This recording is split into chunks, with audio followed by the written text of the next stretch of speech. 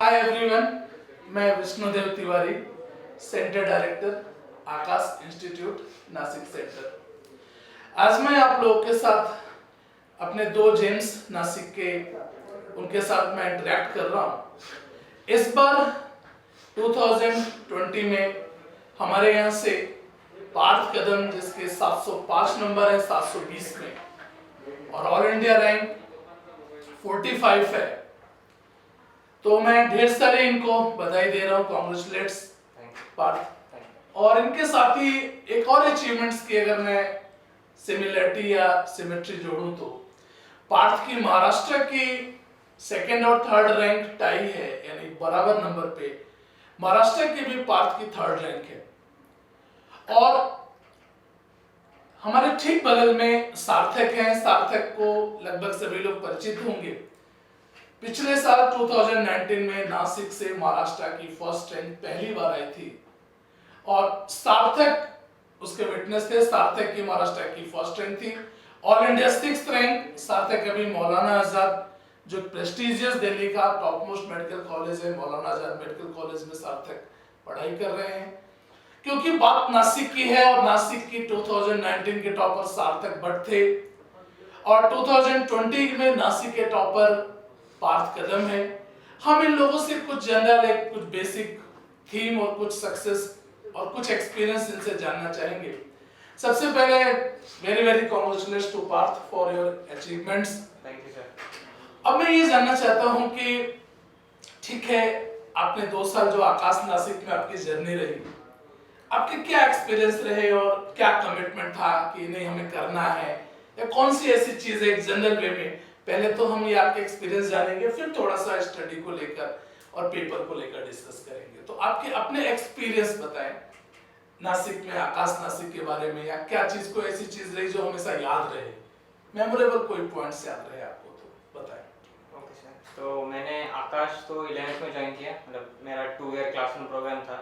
तो जर्नी वैसे हमारी नॉर्मल से थोड़ी लॉन्ग हो गई क्योंकि due to the COVID crisis, है ना। तो 2 साल रेगुलरली वीडी सर का तो बहुत सपोर्ट था, सारे फैकल्टीज काफ़ी सपोर्टिव थे यहाँ पे, और एक अच्छा कॉम्पिटिटिव एनवायरनमेंट मिला मुझे यहाँ पे to progress and to achieve my goal. और जैसे एक स्पेशल चीज़ मैं बताना चाहूँगा, जो सर ने एक सेमिनार कराया था, जो पिछले साल के जो टॉपर्स थे उनमें से एक थे सार्थक भट्ट AR6।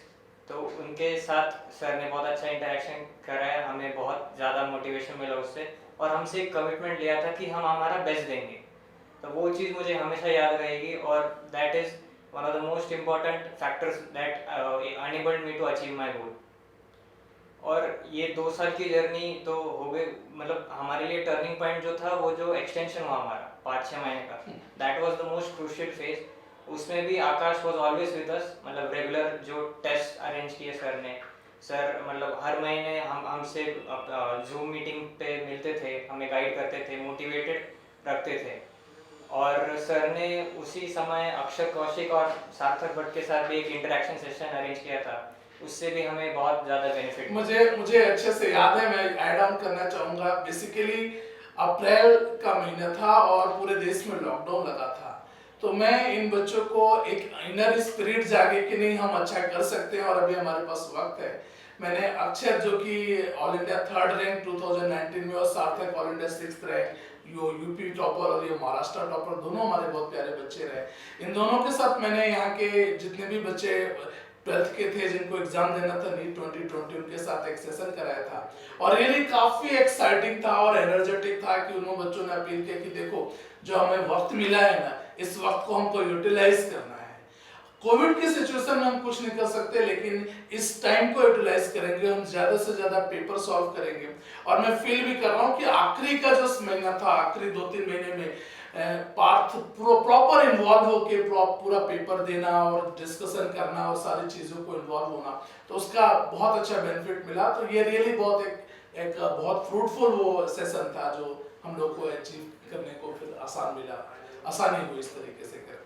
सार्थक, तुमसे जानना चाहेंगे कि जब पार्थ का ये रिजल्ट आया तो तुम नासिक में थे, तुम्हारा क्या वो रहा, फीलिंग रही कि कैसे क्या, क्योंकि तुम इसको अच्छे से जानते हो और जस्ट तुम्हारा 1 साल जूनियर रहा और फिर से जैसे हमने बोला भी था कि देखो एक हम लोग एक बार मेहनत करके रिजल्ट दे रहे हैं, फिर कोशिश करेंगे कि ट्रेडिशन बने। तो आपने, चूंकि आप एक दूसरे से पहले से परिचित थे, तो आपके क्या व्यू रहे हैं उसके लिए और आप कैसे कहना चाहेंगे इसको?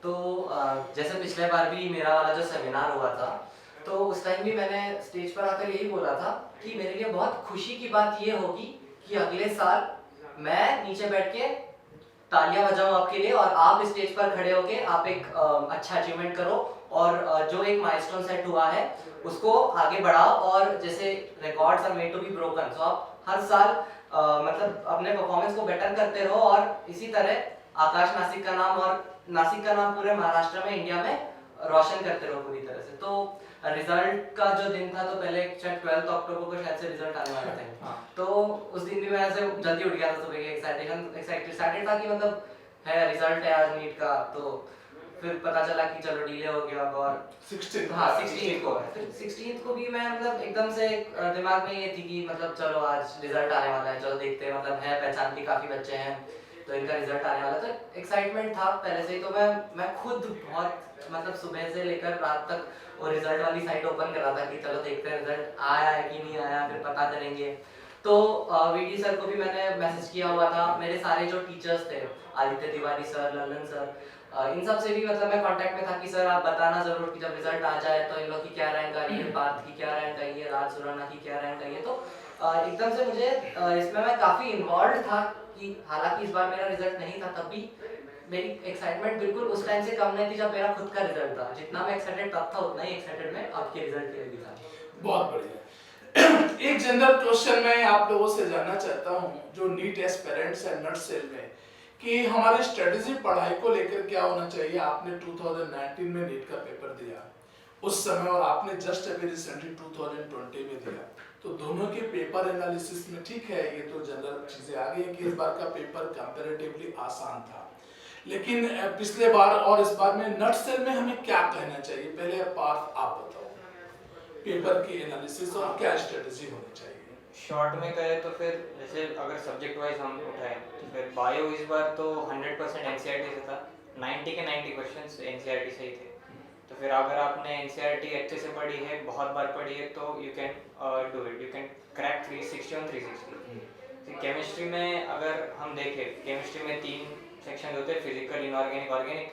तो फिजिकल में मैंने देखा कि क्वेश्चंस जो थे वो फॉर्मूला बेस्ड थे और जो कैलकुलेशन पार्ट था वो काफ़ी इजी लगा मुझे। इनऑर्गेनिक भी पूरी एनसीईआरटी से ही थी और ऑर्गेनिक में भी जो नेम्ड रिएक्शंस होते हैं वो काफ़ी इंपॉर्टेंट थे, उस पर इस साल क्वेश्चंस पूछे गए थे। And moving on to physics, physics भी पूरी फार्मूला बेस्ड ही आई, जो थियोरेटिकल पोर्शन था वो भी एनसीईआरटी से आया था। So all in all it was a NCERT based paper. तो अगर हम बच्चों को मैसेज दें कि साहब अगर हमें नीट को माइंडसेट करके प्रिपरेशन करनी है, तो हमारे लिए एनसीईआरटी टॉप मोस्ट प्रायोरिटी होनी चाहिए और हमें उसको ज्यादा से ज्यादा फोकस करना, ज्यादा से ज्यादा रिपीट करना, ये बेहतर होगा, राइट? आप बताओ सार्थक, क्या मैसेज होना चाहिए कि अगर हम preparation NEET point of view से करना चाह रहे हैं तो किस तरीके की हमारी स्ट्रेटेजी होनी चाहिए? तो पिछले साल का भी जो पेपर था उसमें भी यही होता है, एनसीईआरटी से मेजॉरिटी क्वेश्चंस आते हैं। आई थिंक 2 या 3 क्वेश्चन थे जो एनसीईआरटी के बाहर से पूछे गए थे। एक याद है मुझे, क्रोमोसोम वाला क्वेश्चन था, शॉर्ट नाम वाला, जो एनसीईआरटी के बाहर से पूछा गया था। पर ये भी जो था, ये क्वेश्चन भी हमें क्लास में पढ़ाया गया था, जो बॉटनी के प्रोफेसर थे उन्होंने हमें क्लास में ये चीज़ें बताई हुई थी। तो मैंने थ्रू आउट मेरे जो प्रिपरेशन मैंने 3 साल प्रिपेयर किया था 10th 11th और 12th में, तो थ्रू आउट मैंने जितना प्रिपेयर किया है पूरे टाइम मैंने एनसीईआरटी और आकाश की जो मॉड्यूल होती है उसके अलावा नीट के लिए मैंने कोई भी अलग बुक नहीं रेफर करी है। मतलब ठीक है, थोड़े बहुत जैसे बायोलॉजी के लिए अगर बात करें तो एनसीईआरटी तो फॉरमोस्ट है ही, आपको एनसीईआरटी तो पढ़नी है।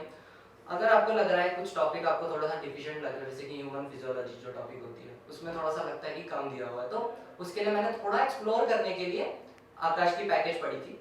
बट उसके अलावा most of the topics NCERT से मोर देन इनफ होते हैं नीट के लिए। तब भी अगर आपको लग रहा है कि आपको थोड़ा टॉपिक को एंजॉय करना है तो आप मॉड्यूल पढ़िए, उससे ज़्यादा आपको बिल्कुल भी इस लेवल पे पढ़ने की ज़रूरत नहीं है, क्योंकि अक्सर ये हो जाता है कि हम बहुत ज़्यादा पढ़ लेते हैं जिसमें टाइम वेस्ट हो जाता है। उससे अच्छा, और मैं सबसे ज़्यादा मतलब सर भी हमेशा ये कहा करते थे कि 20 बुक पढ़ने से अच्छा एक बुक को 20 बार पढ़ो तो वो आपको याद हो जाएगी। इवेंचुअली आपको करना ये है कि आप जो भी क्वेश्चन सॉल्व कर रहे हो उसमें से जो आपको एक्स्ट्रा इन्फॉर्मेशन मिल रही है, जो एनसीईआरटी के लाइंस के बीच में से जो क्वेश्चन उठे होते हैं, ये सारे जो आपका कोचिंग होता है वहाँ पे जो आपके पेपर्स कराए जाते हैं उसमें इतने बढ़िया क्वेश्चन होते हैं जो आपको एनसीईआरटी को कम्प्लीटली एक्सप्लोर करने में आपको हेल्प करते हैं।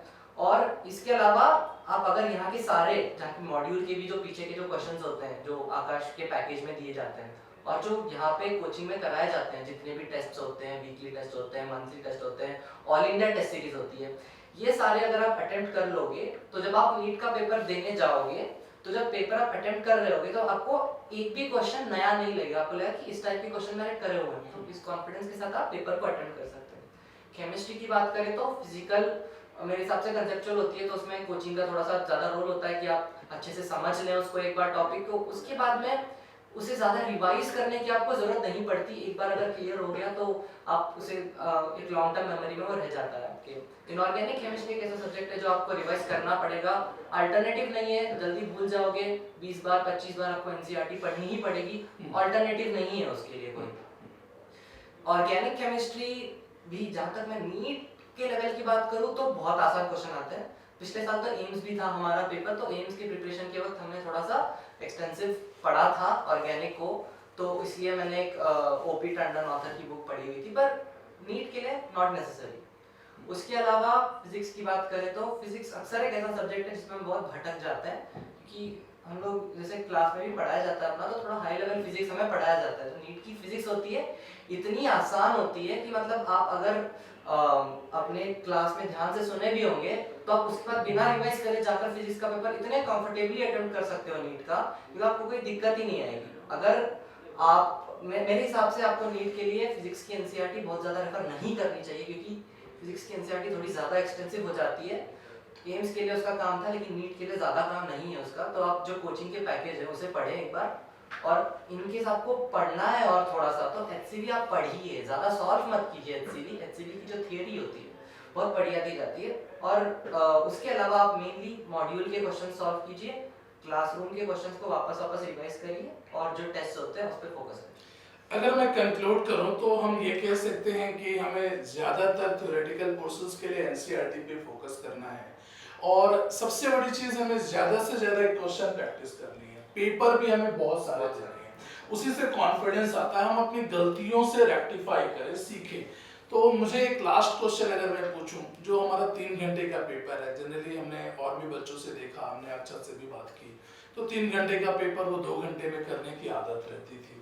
उससे हमें बेनिफिट मिलता है, हमारी एक्यूरेसी बढ़ती है, स्पीड बढ़ती है। तो जो मॉक पेपर होते हैं, जो लास्ट में आकाश में हम लोगों ने बहुत से मॉक पेपर आप लोग को कराए, उसका क्या बेनिफिट रहा और उससे क्या सीखने को मिला, आप बताओ पार्थ पहले। जैसे अभी जो लॉकडाउन था तो सर ने इतने सारे पेपर कराए कि हम फेड अप हो गए थे कि ऐसे कोई कुछ नया बचा ही नहीं था। और जब मैं नीट का पेपर देने गया तो मुझे एक भी क्वेश्चन नया नहीं लगा। मैंने क्वेश्चन देखा, अरे ये तो मैंने पहले किया हुआ है। फिर आप जैसे आप इस चीज़ को फील करोगे तो आपका एक कॉन्फिडेंस बनेगा कि यार मैंने ये चीज़ काफ़ी बार प्रैक्टिस कर रखी है और ये this is the last time I have to do it. तो फिर पेपर सॉल्विंग बहुत ज़्यादा इंपॉर्टेंट है, जितने ज़्यादा पेपर कर सकें उतने ज़्यादा दें, और ओएमआर के साथ प्रैक्टिस करना बहुत इंपॉर्टेंट है। 2.5 आवर्स टू 2 आवर्स में ही ख़त्म करने की कोशिश करें, क्योंकि ड्यूरिंग द फाइनल एग्ज़ाम आपको कुछ डॉक्यूमेंट भी साइन करने होते हैं, तो फिर उसमें थोड़ा सा टाइम जा सकता है, स्ट्रेस रहता है। मैं अगर ये कंक्लूड करूं यहाँ पे कि लगभग मुझे याद है हमने पार्थ के समय और इवन सार्थक के समय में भी लगभग 100 के आसपास, 100 से ज्यादा हमने मॉक पेपर कराए और उनको समराइज किया, कॉन्साइज किया। तो ये बेनिफिट आता है कि अगर हम एक ही जैसे पेपर फुल सिलेबस के 100 पेपर करते हैं तो कुछ चीजें बचती नहीं है, अपने अंदर एक कॉन्फिडेंस जरूरी होता है। सार्थक आप बताओ लास्ट में कोई ऐसा इवेंट्स जैसे जो इवेंट जर्नी, चूंकि मुझे याद है नासिक से शुरुआत के जो पहले दूसरे एनरोलमेंट थे उसमें आपका नाम था, और सार्थक, सोहम और सलील, ये 3 नाम जो कि कहते हैं ना कि जो पहली चीज होती है वो भूलती नहीं है। जब नासिक सेंटर लॉन्च हुआ था, अभी हमारा इंफ्रा का काम हो रहा था, उस समय आपकी मदर और सलील के फादर और सोहम के भी पेरेंट्स, ये लोग बार बार आते थे, तो हमारा एक लगाव सा रहा उस समय।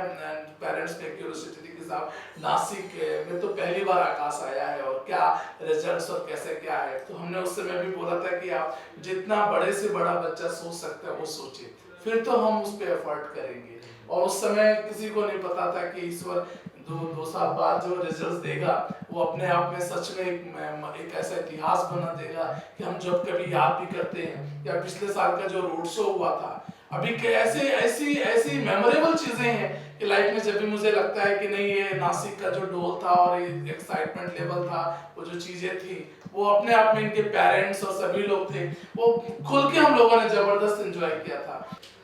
तो जैसे सर ने कहा, आकाश जब जस्ट मतलब बिल्डिंग बन रहा था उस टाइम, तो आकाश का जो था वो एंट्रेंस टेस्ट जो होता है यहाँ पे एडमिशन लेने के लिए आकाश में, तो मैं अपने फादर के साथ आया था। तो जस्ट लिफ्ट में वीडियो मिले थे पहली टाइम हमें, तब तो जान पहचान तो कुछ थी नहीं। तो उसके बाद जाकर टेस्ट दिया और आई थिंक मतलब जहाँ तक आकाश में मेरा रोल नंबर फर्स्ट था यहाँ पे, तो मेरी सबसे पहली एनरोलमेंट थी आकाश नासिक में, मेरी सबसे फर्स्ट एनरोलमेंट रही है। तो जैसे थ्रू आउट जर्नी तो बहुत ही मेमोरेबल रहा है, पर ऐसे कुछ मेमोरेबल एक्सपीरियंसेस की बात करूँ तो जैसे इनके टाइम पे मेरा सेमिनार हुआ था, उसी तरह से 2017 की जो बैच थी उसमें भी जो यूपी की फर्स्ट रैंक आर्यन राज सिंह और अमन तिलक की जिसकी एम्स में 33 रैंक आई थी, तो इन लोगों का एक सेमिनार हुआ था जहाँ पे मुझसे कमिटमेंट लिया गया था कि मैं महाराष्ट्र में फर्स्ट रैंक लाऊंगा और टॉप 100 में रैंक लाने की कोशिश करूंगा। तो उस टाइम पे मेरा परफॉर्मेंस बहुत अच्छा नहीं हुआ करता था, तो जहाँ पे ऑल इंडिया टेस्ट सीरीज वगैरह में भी मेरी रैंक हार्डली 1000 के अंदर आया करती थी, वो भी मुश्किल से। सो उस टाइम पे एक बहुत ही इम्पॉसिबल सी चीज़ लगी थी कि सर क्या बोल रहे हो आप, मतलब ये तो नहीं हो पाएगा मेरे से, आप इतना एक्सपेक्टेशंस मत रखिए। पर तब भी सर ने कहा था तो जाकर के वहाँ पे स्टेज पे मैंने बोला था कि नहीं, मैं पूरी कोशिश करूंगा अपनी कि टॉप 100 में रैंक आए और महाराष्ट्र में भी टॉप रैंक लाने की पूरी कोशिश करूंगा। पर ये सपने में भी कभी सोचा नहीं था कि वो हकीकत में बदल जाएगा। तो एक थ्रू आउट जर्नी बहुत बढ़िया रहा, वीडी सर का भी सपोर्ट रहा हमेशा से। तो जैसे फर्स्ट हमारा हुआ था यहाँ पे टेस्ट, तो उसमें भी जैसे ही उसका रिजल्ट आया था वीडी सर ने बुला लिया था कि देखो तुम्हारे अच्छे नंबर आ रहे हैं, तो तुम पे मेरी नज़र है, तो तुम कंटिन्यूस परफॉर्म करते रहो और तुम्हें जो चाहिए सारी फैसिलिटीज़ यहाँ पे तुम्हें प्रोवाइड करी जाएंगी। मेन चीज़ ये है कि आप परफॉर्म करोगे तो आपको सारी फैसिलिटीज़ मिलेंगी, तो इसकी वजह से आपको एक मोटिवेशन भी रहता है कि आप जितना अच्छा करोगे उतना अच्छा आपको और आगे बढ़ने का ज़्यादा मौका दिया जाएगा। और लास्ट में भी जो होता है बहुत सारे मॉक टेस्ट कराए जाते हैं आपको, हमारे टाइम पे भी इतने सारे हमने मॉक टेस्ट करे थे। थ्रू आउट अगर मैं वैसे बात करूँ टेस्ट की, तो आई थिंक 1000-2000 मैंने तो पेपर अटेम्प्ट किए होंगे, मतलब पूरे 720 मार्क्स के पूरे अलग अलग टॉपिक्स के मैंने 1000-2000 पेपर अटेम्प्ट किए होंगे। तो क्वेश्चन प्रैक्टिस पर फोकस बनाए रखें और लास्ट में बहुत सारे मॉक टेस्ट अटेम्प्ट करें।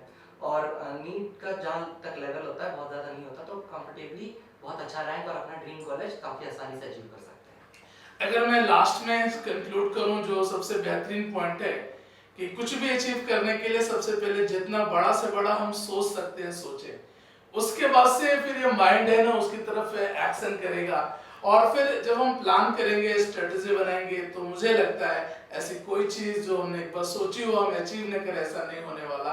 क्योंकि रियली बताऊं, मुझे बाद में पता चला था कि आज तक कभी नासिक से महाराष्ट्र फर्स्ट रैंक नहीं आई।